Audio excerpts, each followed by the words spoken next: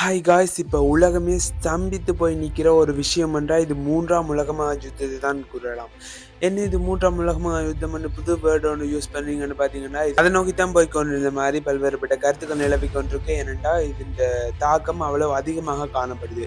இப்போ நான் எதை பற்றி கதைக்கிறேன்னு உங்களுக்கு எல்லாம் தெரிஞ்சிருக்கும். இந்த ஈரானுக்கும் இஸ்ரேலுக்கும் இடையிலான யுத்தம் இது ஆரம்பிக்கப்பட்டது பல தசாப்தங்களுக்கு முற்பட்ட ஒரு பகையின் நிமித்தமாக ஆரம்பிக்கப்பட்டது என்று குறிப்பிடப்படுது. அது மட்டும் இல்லாமல் இது இப்ப தொடங்கினது பிப்ரவரி மாதம் 2026 தான் தொடங்கி இருக்குது. இந்த ஸ்டார்டிங் அப்படி என்றால் இப்ப அமெரிக்காவும் இஸ்ரேலும் ஈரான் மீது ஒரு வான்வழி தாக்குதலை மேற்கொண்டிருக்க. அந்த வான்வழி தாக்குதலின் போது ஈரான்ல காணப்படுற பல்வேறுபட்ட முக்கிய உச்ச தலைவர்கள், உச்சப்படை தளபதிகள் எல்லாம் மரணம் அடைந்திருக்கிறோம். இதன் பேரில தான் ஈரான் இஸ்ரேலின் மீது பல்வேறுபட்ட தாக்குதல்களை மேற்கொண்டு கொண்டு வருகிறது.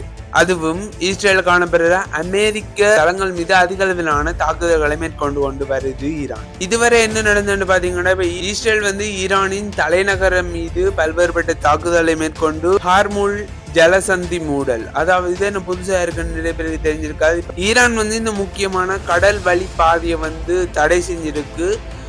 இதன் மூலம்தான் வெளிநாடுகள்லேருந்து பல்வேறுபட்ட இடங்களுக்கு கச்சா எண்ணெய் பரிமாற்றப்படுகிற இல்ல வர்த்தகம் மேற்கொள்ளப்படுகின்ற ஒரு இடம். இது மூடப்பட்டதால எல்லா இடமும் பெட்ரோல் விலை கூடினதுக்கான முக்கியமான காரணம் இதாகத்தான் காணப்படுது.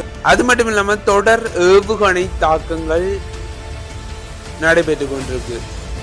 ஈரான் மட்டும் அதன் ஆதரவு அமைப்பான ஹிஸ்புல்லா என்பவை தொடர் ஏவுகணை தாக்கங்களை மேற்கொண்டு கொண்டிருக்கு இஸ்ரேலின் முக்கியமான நகரங்களின் மீது. ஆனா இந்த போரை நிறுத்த அமெரிக்கா இஸ்ரேலுக்கு 15 அம்ச திட்டத்தை வழங்கி இருக்கிறதாக கருத்து அடிபட்டு கொண்டிருக்கு.